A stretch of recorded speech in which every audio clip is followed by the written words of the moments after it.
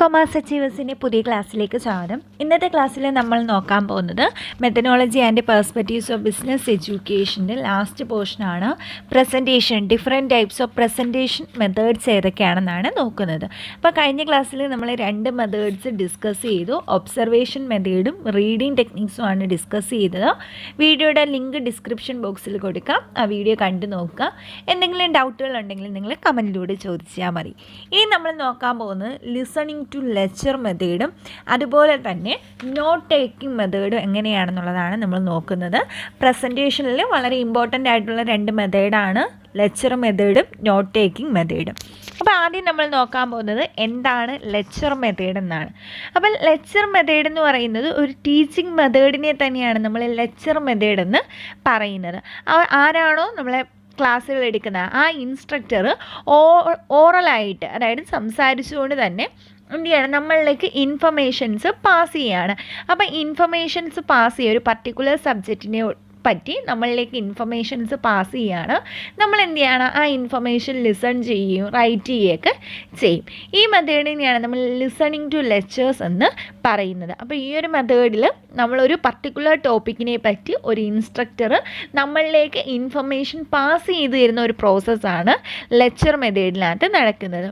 അപ്പോൾ ഓഡിയൻസ് എന്ന് പറയുമ്പം ആ ലിസണർ എന്ന് പറയുമ്പോൾ എന്താണ്, അവരൊന്നുകിൽ അത് കേട്ടുകൊണ്ടിരിക്കുകയോ അല്ലെങ്കിൽ എന്താണ് നോട്ട്സ് പ്രിപ്പയർ ചെയ്യുകയൊക്കെ ചെയ്യുന്നതായിരിക്കും.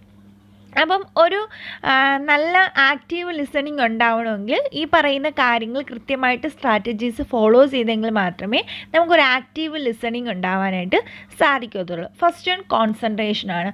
നമ്മൾ എന്ത് ചെയ്യുക, ആരാണോ ഇൻസ്ട്രക്ടർ എടുക്കുന്ന കാര്യങ്ങൾ കൃത്യമായിട്ട് കേട്ടിരിക്കാൻ ശ്രമിക്കുക, കോൺസെൻട്രേറ്റ് ചെയ്യുക. അല്ലാതെ മറ്റ് കാര്യങ്ങളിലേക്ക് ചിന്തകൾ പോവാതെ ആ ആൾ പറയുന്ന കാര്യങ്ങൾ കൃത്യമായിട്ട് മനസ്സിലാക്കുകയാണെങ്കിൽ, കൃത്യമായിട്ട് കേൾക്കുകയാണെങ്കിൽ നമുക്ക് നമ്മുടെ ആക്റ്റീവ് ലിസണിങ് ഉണ്ടാവാനുള്ള അതൊരു ആക്റ്റീവ് ലിസണിങ് ഉണ്ടാവും. നെക്സ്റ്റ് വൺ ഓപ്പൺ മൈൻഡ്നെസ് ആണ്. അതായത് പല കാര്യങ്ങളും നമ്മൾ ഓപ്പണായിട്ട് കേൾക്കത്തില്ല. കാരണം എന്താണ്, ചിലതിപ്പം നമ്മളൊരു മുൻധാരണ വെച്ചിട്ടായിരിക്കും ഇരിക്കുന്നത്. ചിലപ്പോൾ ഇതിനു മുമ്പ് പല ക്ലാസ്സുകളിലും ഈ കാര്യങ്ങൾ നമ്മൾ കേട്ടിട്ടുണ്ടായിരിക്കും. അതുകൊണ്ട് തന്നെ നമ്മൾ ഫുള്ളായിട്ട് ആ കാര്യത്തിൽ ശ്രദ്ധിക്കത്തില്ല, ഒരു ഓപ്പൺ മൈൻഡ്നെസ് ഉണ്ടാവത്തില്ല. നമുക്ക് പ്രീ കൺസീവ്ഡ് ആയിട്ടുള്ള കുറച്ച് ഇതുണ്ട്. അതായത് ഈ കാര്യം ഇങ്ങനെയായിരിക്കും, അല്ലെങ്കിൽ ഇത് നമ്മൾ നേരത്തെ പഠിച്ചത് ഇങ്ങനെയാണ്, ഇങ്ങനെ കുറച്ച് മുൻധാരണകൾ കൊണ്ടായിരിക്കും നമ്മൾ ക്ലാസ്സിലിരിക്കുന്നത്. അങ്ങനെയാണെങ്കിൽ നമുക്കിത് നല്ല രീതിയിൽ ശ്രദ്ധിക്കാനായിട്ട് സാധിക്കത്തില്ല. Next one note taking. ഇപ്പം നിങ്ങൾ തന്നെ ക്ലാസ്സുകളൊക്കെ കേൾക്കുമ്പോഴും ഓൺലൈൻ ക്ലാസ്സുകളായാലും ഓഫ്ലൈൻ ക്ലാസ്സുകളായാലും നിങ്ങളൊക്കെ എന്താണ് ലെക്ചർ നോട്ട് പ്രിപ്പയർ ചെയ്യും. ചെറിയ നമ്മൾ പ്ലസ് ടുവിലൊന്നും അങ്ങനെ ഇല്ലായിരുന്നു, പക്ഷേ ഡിഗ്രി എല്ലാ പിള്ളേരുടെയും ഒരു സ്വഭാവമാണ് എന്താണ് ലെക്ചർ നോട്ടൊക്കെ പ്രിപ്പയർ ചെയ്യും. ഇപ്പോൾ ഒന്നോ രണ്ടോ പേര് എഴുതുന്നത് കാണുമ്പോൾ എന്ത് ചെയ്യും, ബാക്കിയുള്ളവർ ഓട്ടോമാറ്റിക്കായിട്ട് അങ്ങ് എഴുതാൻ തുടങ്ങും. ഇത് പിന്നെ വായിക്കുക എന്നുള്ളതൊക്കെ ഓരോരുത്തരുടെ ഇതായിട്ടാണ്.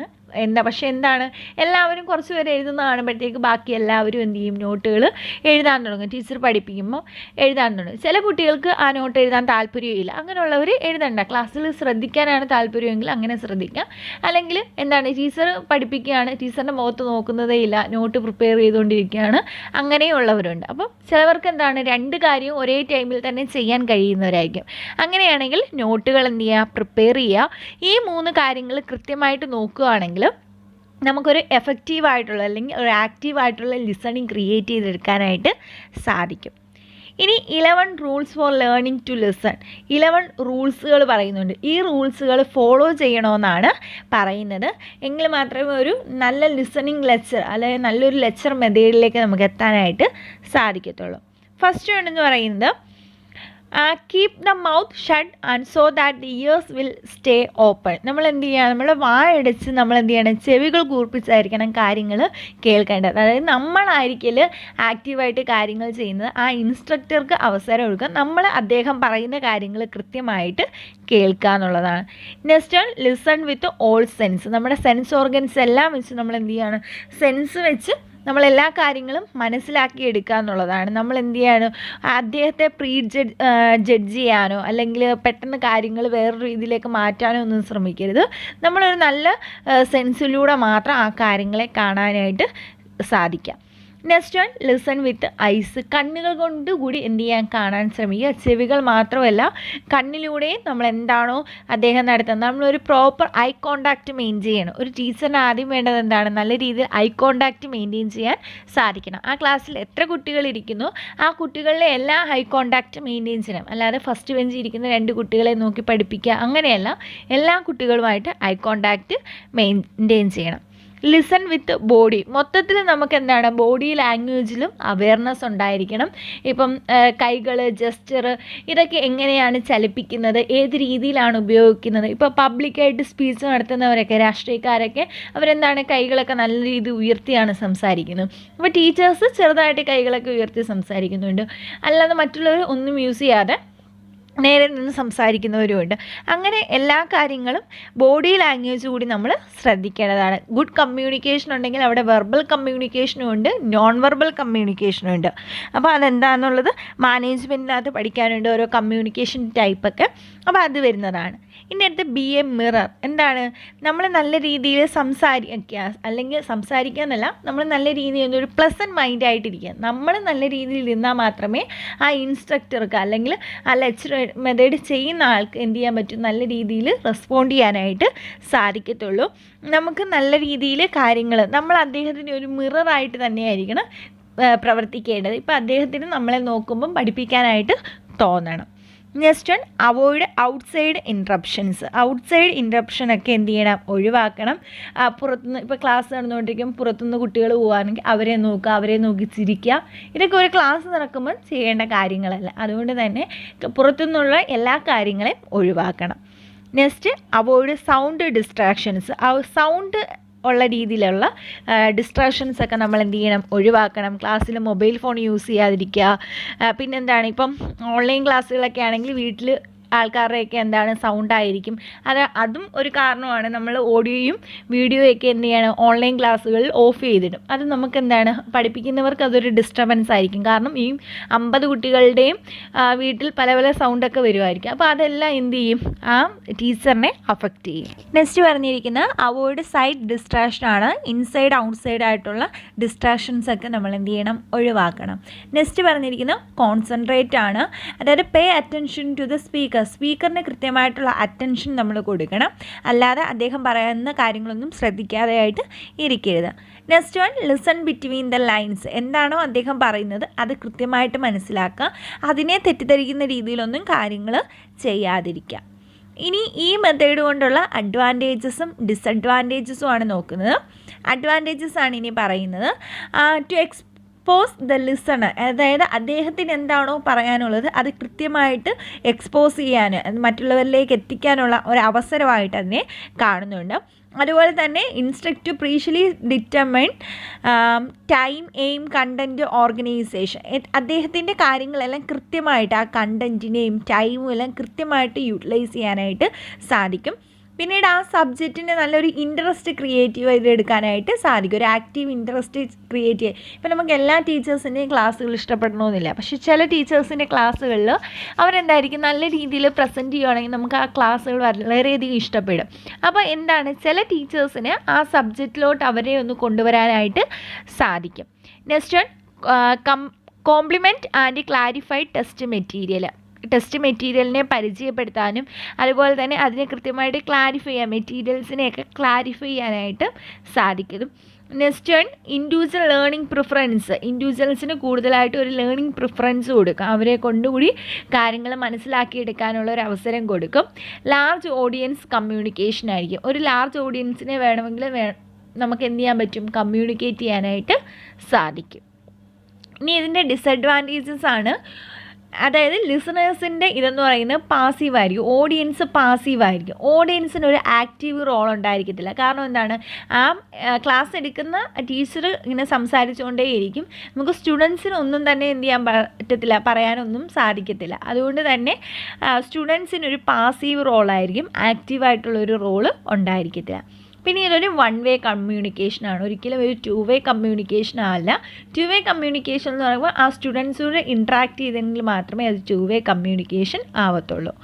Next provide opportunity not provide an opportunity to estimate the progress of learners. കാരണം അവർക്ക് ഒരവസരം കൊടുക്കുന്നില്ല, അവരെത്രത്തോളം അക്യൂർ ചെയ്തു, നോളജ് അക്യൂർ ചെയ്തു, അല്ലെങ്കിൽ ലേണിംഗ് എത്രത്തോളം മുൻപോട്ട് വന്നു എന്ന് കണ്ടെത്താനായിട്ട് സാധിക്കത്തില്ല.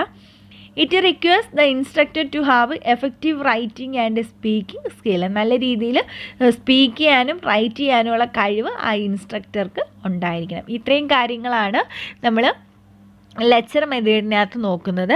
നെക്സ്റ്റ് മെത്തേഡ് നോട്ട് ടേക്കിംഗ് ആണ്. സിമ്പിളായിട്ടുള്ളൊരു മെത്തേഡാണ് നോട്ട് ടേക്കിംഗ് എന്ന് പറയുന്നത്. നമ്മളെല്ലാവരും ചെയ്യുന്ന കാര്യങ്ങളാണ്. നമ്മൾ എന്ത് ചെയ്യാണ്, കേൾക്കുന്ന കാര്യങ്ങൾ റിട്ടൺ ഫോമിൽ എഴുതി വെക്കുന്നതിനെയാണ് നമ്മൾ നോട്ട് ടേക്കിംഗ് എന്ന് പറയുന്നത്. നമുക്ക് വേണ്ടുന്ന ഇൻഫർമേഷൻസ് എസൻസ് ആയിട്ടുള്ള എന്താണ് ഇൻഫർമേഷൻസ് അല്ലെങ്കിൽ എന്തെങ്കിലും കാര്യങ്ങൾ നമുക്ക് റീകാൾ ചെയ്തെടുക്കാൻ, അതായത് ഇപ്പം നമ്മൾ ക്ലാസ്സിൽ ഇരുന്ന് പറയുന്ന കാര്യങ്ങളെല്ലാം നമുക്ക് ഓർത്തിരിക്കാൻ പറ്റണമെന്നില്ല. ചില കാര്യങ്ങൾ വീട്ടിൽ ചെല്ലുമ്പോഴത്തേക്ക് നമ്മൾ എന്ത് ചെയ്യും, മറന്നു പോകാനുള്ള സാധ്യത കൂടുതലാണ്. അപ്പോൾ എന്താണ്, നമ്മൾ എഴുതി വെച്ചിട്ടുണ്ടെങ്കിൽ നമ്മൾ ആ സമയത്ത് വീട്ടിൽ ചെല്ലുമ്പോഴത്തേക്ക് മറന്നു പോയാൽ പോലും ആ എഴുതി വെച്ചിരുന്നത് വെച്ച് എന്താണ് നമ്മൾ ചെയ്യേണ്ടതെന്ന് കൃത്യമായിട്ട് മനസ്സിലാവും. ഇപ്പോൾ ഹോംവർക്കൊക്കെ തന്നാൽ നമ്മൾ ഇവിടെ നിന്ന് ഓർത്തിട്ട് പോവാം, പേജ് നമ്പർ 10 കിടക്കുന്നതാണ് ഹോംവർക്ക് എന്നൊക്കെ പറഞ്ഞ് വീട്ടിൽ പോവാണ്. പക്ഷെ വീട്ടിൽ ചെല്ലുമ്പോഴത്തേക്ക് മറന്നു പോകും ഏതായിരുന്നു ഹോംവർക്ക് എന്നുള്ളത്. പക്ഷെ നമ്മളത് എഴുതി വെച്ചിട്ട് പോയായിരുന്നെങ്കിൽ നമുക്ക് പെട്ടെന്ന് ഓർമ്മ വന്നേനെ. അപ്പോൾ അങ്ങനത്തെയുള്ള കാര്യങ്ങൾക്ക് നമ്മൾ എന്ത് ചെയ്യണം, നോട്ട് ടേക്കിംഗ്, ഒരു നോട്ട് പ്രിപ്പയർ ചെയ്യേണ്ടത് അത്യാവശ്യമാണ്. അപ്പോൾ different methods of note taking ആണ് ഇത്. നമ്മൾ പറഞ്ഞിട്ടുള്ള നമ്മൾ ചെയ്യുന്ന മെത്തേഡ്സ് തന്നെയാണ്. അത് ഏതൊക്കെയാണെന്നുള്ളതൊന്ന് പറയാം. ഫസ്റ്റ് വണെന്ന് പറയുന്നത് കോർണൽ മെത്തേഡ് എന്നാണ് പറയുന്നത്. കോർണൽ മെത്തേഡ് എന്താണെന്ന് പറഞ്ഞാൽ നമുക്ക് ഇമ്പോർട്ടൻ്റ് ആയിട്ടുള്ള പോയിൻറ്റുകളും കാണും, അതിന് സബ് പോയിൻറ്റുകളും കാണും. ഇപ്പോൾ എല്ലാ പോയിൻറ്റും ഇമ്പോർട്ടൻ്റ് ആവണമെന്നില്ല, അല്ലെങ്കിൽ അതുമായിട്ട് ബന്ധപ്പെട്ട എന്തെങ്കിലും സബ് പോയിൻറ്റുകളും കാണും. അപ്പം നമുക്ക് നമ്മളുടെ ഒരു പേപ്പർ, ഇപ്പോൾ നമ്മളുടെ ഒരു ബുക്കിൻ്റെ പേജിനെ നമുക്ക് രണ്ടായിട്ട് ക്ലാസിഫൈ ചെയ്യാം, ലെഫ്റ്റ് സൈഡും റൈറ്റ് സൈഡും. ഇപ്പോൾ ലെഫ്റ്റ് സൈഡിൽ ഒരു 30% സ്പേസും റൈറ്റ് സൈഡിൽ ബാക്കി ഒരു 70% സ്പേസും ഉണ്ട്. അപ്പോൾ അതായത് ലെഫ്റ്റ് സൈഡ് ചെറിയൊരു മടക്കും, അതായത് റൈറ്റ് സൈഡ് ഇച്ചിരി വലുതായിട്ടും ആയിരിക്കും നമ്മൾ എടുക്കുന്നത്. അപ്പോൾ റൈറ്റ് സൈഡിൽ നമ്മൾ ആ ക്ലാസ്സിൽ കേട്ട അല്ലെങ്കിൽ ആ പ്രസൻറ്റേഷനിൽ കേട്ട ഇൻഫർമേഷൻസ് ഡീറ്റെയിൽഡ് ആയിട്ട് നമ്മൾ എഴുതും. എന്നിട്ട് ലെഫ്റ്റ് സൈഡിൽ അതുമായിട്ട് ബന്ധപ്പെട്ട ക്വസ്റ്റ്യൻസോ അല്ലെങ്കിൽ എന്തെങ്കിലും ഹിൻറ്റുകളോ അല്ലെങ്കിൽ എന്തെങ്കിലും കമൻറ്റുകളോ ഇങ്ങനെയുള്ളത് നമ്മൾ ലെഫ്റ്റ് സൈഡിലും എഴുതും. ഇതിനെയാണ് നമ്മൾ കോർണർ മെത്തേഡ് എന്ന് പറയുന്നത്. അപ്പോൾ നമ്മൾ എഴുതുന്നതാണ്. റൈറ്റ് സൈഡ് എന്താണ്, നമ്മൾ അതിനെ ഡീറ്റെയിൽഡ് ആയിട്ടൊന്ന് ഡിസ്ക്രൈബ് ചെയ്തൊക്കെ എഴുതും, പോയിൻറ്റുകളൊക്കെ എഴുതും. ലെഫ്റ്റ് സൈഡിൽ അതുമായിട്ട് ബന്ധപ്പെട്ട എന്തെങ്കിലും ഹിൻറ്റുകളോ, ഇപ്പം എന്താണ് ABC എന്താണ്, അങ്ങനെയുള്ള എന്തെങ്കിലും ഹിൻറ്റുകളോ, അങ്ങനെ എന്തെങ്കിലും ഹിൻറ്റുകൾ എഴുതും. അതുപോലെ എന്തെങ്കിലും കമൻറ്റുകൾ എഴുതും, അവിടെ പഠിക്കേണ്ട എന്തെങ്കിലും എഴുതും, അല്ലെങ്കിൽ ഇമ്പോർട്ടൻ്റ് ആയിട്ട് ക്വസ്റ്റ്യൻസ് എന്തെങ്കിലും എഴുതി വെക്കും. അതാണ് ഫസ്റ്റ് മെത്തേഡ് എന്ന് പറയുന്നത്. സെക്കൻഡ് മെത്തേഡ് എന്ന് പറയുന്നത് ഔട്ട്ലൈൻ മെത്തേഡാണ്. ഔട്ട്ലൈൻ മെത്തേഡ് എന്ന് പറയുന്നത് നമ്മൾ സാധാ യൂസ് ചെയ്യുന്ന മെത്തേഡ് തന്നെയാണ്. ഔട്ട്ലൈൻ മെത്തേഡ് എന്ന് പറയുന്നത് നമ്മൾ ലെഫ്റ്റ് റൈറ്റ് എന്നൊന്നും ക്ലാസിഫൈ ചെയ്യത്തില്ല. നമ്മൾ നമ്മുടെ പേപ്പറിൻ്റെ സെൻറ്ററിൽ തന്നെ നമുക്ക് വേണ്ടുന്ന ഇൻഫർമേഷൻസ് നമ്മൾ എഴുതുകയാണ്. പക്ഷേ ആ എഴുതുന്ന ഇൻഫർമേഷൻസ് ബുള്ളറ്റിൻ മാർക്ക് കാണിക്കുകയോ അല്ലെങ്കിൽ ഒരു എന്തെങ്കിലും സ്റ്റാർ കാണിക്കുകയോ ഏതെങ്കിലും സിമ്പിൾ ഒരു കുത്തിടുകയോ ഇങ്ങനെ എന്തെങ്കിലും ചെയ്തിട്ട് നമ്മൾ ഓരോ പോയിൻ്റായിട്ടാണ് എഴുതുന്നതെങ്കിൽ അതിനെയാണ് നമ്മൾ ഔട്ട്ലൈൻ മെത്തേഡ് എന്ന് പറയുന്നത്. അപ്പോൾ ഈ മെത്തേഡിൻ്റെ അഡ്വാൻറ്റേജസ് എന്തൊക്കെയാണെന്ന് വെച്ചാൽ ഇത് നമുക്ക് ലോജിക്കലി എന്താണോ ക്ലാസ്സിൽ പറഞ്ഞത് അത് കൃത്യമായിട്ട് നമുക്ക് മനസ്സിലാക്കാനായിട്ട് ഈ ഒരു മെത്തേഡ് കൊണ്ട് സാധിക്കും. അതുപോലെ തന്നെ ഈസ് ഓഫ് യൂസ് ആണ്, അതായത് നമുക്ക് ഈസി ആയിട്ട് അത് യൂസ് ചെയ്യാനായിട്ട് പറ്റും. അല്ലാതെ ലെഫ്റ്റ് റൈറ്റ് എന്നൊന്നും ക്ലാസിഫൈ ചെയ്യേണ്ട, സെൻറ്ററിൽ തന്നെ നമുക്ക് വേണ്ടുന്ന ആവശ്യമുള്ള ഇൻഫർമേഷൻ നമ്മൾ പോയിൻ്റായിട്ട് എഴുതുകയാണ്. അതുപോലെ തന്നെ ഇതിനൊരു ക്ലിയർ ആയിട്ടുള്ളൊരു സ്ട്രക്ചർ കാണും. കാരണം ക്ലാസ്സിൽ കേട്ട കാര്യങ്ങൾ അതുപോലെ നമ്മൾ ഓർഡറിൽ എഴുതുകയാണ്. അതുകൊണ്ട് തന്നെ ഇത് ഒരു ക്ലിയർ സ്ട്രക്ചറുള്ള ഒരു മെത്തേഡാണെന്ന് നമുക്ക് പറയാം. ഇതിൻ്റെ ഡിസഡ്വാൻറ്റേജസ് എന്തൊക്കെയാണെന്ന് പറഞ്ഞാൽ എന്താണ്, ഈ കെമിസ്ട്രി മാത്സ് ഈ സബ്ജക്റ്റുകൾക്കൊക്കെ ഇത് യൂസ് ചെയ്യാനായിട്ട് ബുദ്ധിമുട്ടായിരിക്കും. കാരണം കെമിസ്ട്രി മാത്സ് ഒക്കെ സബ്ജക്റ്റുകളിൽ ഒരുപാട് ഫോർമുലാസ് ഒക്കെ യൂസ് ചെയ്യുന്നുണ്ട്, അതുപോലെ ചാർട്ടൊക്കെ ഉണ്ട്. അപ്പോൾ ഇതെല്ലാം കൂടെ നമുക്ക് സെൻറ്റർ പോർഷനിൽ കാണിക്കാനായിട്ട് സാധിക്കത്തില്ല, ഇങ്ങനെ പോയിൻ്റ് ഇട്ട് കാണിക്കാനായിട്ട് സാധിക്കത്തില്ല. അതുകൊണ്ട് തന്നെ ഇതെന്ത് ചെയ്യാൻ പറ്റത്തില്ല, നമുക്ക് പെട്ടെന്ന് ഈ മെത്തേഡ് യൂസ് ചെയ്യാനായിട്ട് പറ്റത്തില്ല. ഇനി നമ്മൾ ലെക്ചർ മെത്തേഡാണ് കേട്ടുകൊണ്ടിരിക്കുന്നതെങ്കിലും നമുക്ക് പെട്ടെന്ന് തന്നെ ഇങ്ങനെ വൃത്തിയായിട്ട് ബുള്ളറ്റിനൊന്നും ഇട്ട് എഴുതാൻ പറ്റണമെന്നില്ല. കാരണം ഓരോ പോയിന്റ് ഇങ്ങനെ നമ്മൾ കേൾക്കുന്ന കാര്യങ്ങൾ എഴുതിക്കൊണ്ടിരിക്കുക, അല്ലാതെ കൃത്യമായിട്ട് ആ പോയിന്റുകൾ എഴുതാൻ പറ്റണമെന്നോ അല്ലെങ്കിൽ ബുള്ളറ്റിൻ ചെയ്ത് എഴുതാൻ പറ്റണമെന്നൊന്നും ഇല്ല. അപ്പോൾ ഇതാണ് സെക്കൻഡ് മെത്തേഡ് എന്ന് പറയുന്നത്. ഔട്ട്ലൈൻ മെത്തേഡ് എന്ന് പറയുന്നത് നമ്മൾ പോയിന്റുകൾ ഇങ്ങനെ ബുള്ളറ്റിൻ കൊടുത്ത് കുത്തൊക്കെ ഇട്ട് സ്റ്റാറൊക്കെ ഇട്ട് എഴുതുന്നതിനെയാണ് നമ്മൾ ഔട്ട്ലൈൻ മെത്തേഡ് എന്ന് പറയുന്നത്. നെക്സ്റ്റ് മാപ്പിംഗ് മെത്തേഡാണ്. മാപ്പിംഗ് മെത്തേഡ് എന്ന് പറയുന്നത് നമുക്ക് ഓരോ നമ്മളൊരു കാര്യം പഠിക്കുകയാണ്. അപ്പോൾ ആ കാര്യത്തെ നമുക്ക് പല പല ബ്രാഞ്ചസ് ആയിട്ട് ഡിവൈഡ് ചെയ്തിട്ട് നമുക്ക് എഴുതാൻ പറ്റും. ഇപ്പോൾ എക്സാമ്പിൾ പറഞ്ഞാൽ കമ്മ്യൂണിക്കേഷൻ. പലതരത്തിലുള്ള കമ്മ്യൂണിക്കേഷൻ ഉണ്ട്. Verbal communication, non verbal communication, formal, informal, horizontal, vertical. അപ്പോൾ ഈ പഠിച്ച കാര്യങ്ങളെയൊക്കെ പലതരത്തിലുള്ള ചാർട്ടാക്കി മാറ്റി ഒരു വിഷ്വലി യൂസ് ചെയ്യുവാണെങ്കിൽ അതിനെയാണ് നമ്മൾ മാപ്പിംഗ് മെത്തേഡ് എന്ന് പറയുന്നത്. അപ്പോൾ ഇതെന്താണ്, ഒരു ഫ്ലോ ചാർട്ട് പോലെ ആയിരിക്കും നമ്മൾ നോട്ടുകൾ പ്രിപ്പയർ ചെയ്യേണ്ടത്. ഇപ്പം ആ കമ്മ്യൂണിക്കേഷൻ എഴുതി വെച്ച ഓരോ കമ്മ്യൂണിക്കേഷൻ ഏതാണെന്ന് പഠിക്കുന്നതിന് പകരം നമ്മളൊരു ഫ്ലോ ചാർട്ടിനകത്ത് ഡിഫറെൻറ്റ് ടൈപ്സ് ഓഫ് കമ്മ്യൂണിക്കേഷൻ കാണിക്കുകയാണെങ്കിൽ അതിനെയാണ് നമ്മൾ മാപ്പിംഗ് മെത്തേഡ് എന്ന് പറയുന്നത്. നെക്സ്റ്റ് ചാർട്ടിംഗ് മെത്തേഡാണ്. ചാർട്ടിംഗ് മെത്തേഡ് എന്താണെന്ന് പറഞ്ഞാൽ നേരത്തെ നമ്മൾ എന്തായിട്ടാണ് കാണിച്ചത്, ഫ്ലോ ചാർട്ടുകളായിട്ടാണ് മാപ്പിംഗ് കാണിച്ചത്. ചാർട്ടിംഗ് എന്ന് പറഞ്ഞാൽ ഇൻ ദ ഫോം ഓഫ് ടേബിളാണ്, ടാബുലർ ഫോമിലാണ് നമ്മൾ കാണിക്കുന്നതെങ്കിൽ അതിനെയാണ് നമ്മൾ ചാർട്ടിംഗ് മെത്തേഡ് എന്ന് പറയുന്നത്. നമ്മൾ ലെക്ചർ മെത്തേഡിലൊക്കെ ഇൻഫർമേഷൻ കിട്ടുമ്പോൾ അത് നമ്മൾ വേർഡ്സിൽ ആ ഇൻഫർമേഷൻ എഴുതി വെക്കും. എന്നിട്ട് നമ്മൾ അത് എന്താക്കി മാറ്റും, ഒരു ടേബിളാക്കി മാറ്റുകയാണെങ്കിൽ അതിനെയാണ് നമ്മൾ ചാർട്ടിംഗ് മെത്തേഡ് എന്ന് പറയുന്നത്. നെക്സ്റ്റ് സെൻറ്റൻസ് മെത്തേഡാണ്. എന്താണ്, നമ്മൾ ഓരോ ഇൻഫർമേഷനെയും എഴുതി വെക്കുക. ഓരോ ഫാക്ട്സും ടോപ്പിക്കും എല്ലാം സെപ്പറേറ്റ് നമ്പറൊക്കെ ഇട്ട് ഓരോ ലൈൻസായിട്ടൊക്കെ ഇട്ട് എഴുതി വെക്കുന്നതിനെയാണ് നമ്മൾ സെൻറ്റൻസ് മെത്തേഡ് എന്ന് പറയുന്നത്. ഇതും നമുക്ക് ഇൻഫർമേഷൻസ് കൃത്യമായിട്ട് എഴുതി വെക്കാൻ സഹായിക്കുന്ന മറ്റൊരു മെത്തേഡാണ്. ഇങ്ങനെ 5 മെത്തേഡാണ് നോട്ട് ടേക്കിങ്ങിന് ഉള്ളത്. അപ്പോൾ ഇന്നത്തെ ക്ലാസ്സിൽ നമ്മൾ പഠിച്ചത് ലെക്ചർ മെത്തേഡ് എന്താണെന്നും ലെക്ചർ മെത്തേഡിൻ്റെ 11 റൂൾസ് ഏതൊക്കെയാണ്, അഡ്വാൻറ്റേജസും ഡിസഡ്വാൻറ്റേജസും ആണ്. അതുപോലെ ഇപ്പോൾ പഠിച്ചത് നോട്ട് ടേക്കിംഗ് എന്താണെന്നും നോട്ട് ടേക്കിങ്ങിൻ്റെ ഡിഫറെൻറ്റ് 5 മെത്തേഡ്സ് ഏതൊക്കെയാണെന്നുമാണ് നോക്കിയത്. അപ്പോൾ നിങ്ങൾ ക്ലാസ് കേട്ട് നോക്കുക. എന്തെങ്കിലും ഡൗട്ടുകൾ ഉണ്ടെങ്കിൽ നിങ്ങൾ കമൻറ്റിലൂടെ ചോദിച്ചാൽ മതി. നെക്സ്റ്റ് ക്ലാസ്സിൽ കാണാം. Thank you.